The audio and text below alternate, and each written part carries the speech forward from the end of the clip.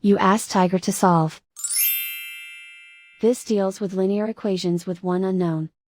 The final result is m equals 3. Let's solve it step by step. Group all constants on the right side of the equation. Add 12 to both sides. Simplify the arithmetic.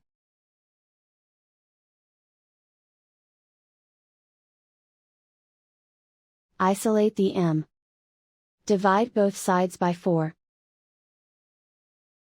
Simplify the fraction. Find the greatest common factor of the numerator and denominator.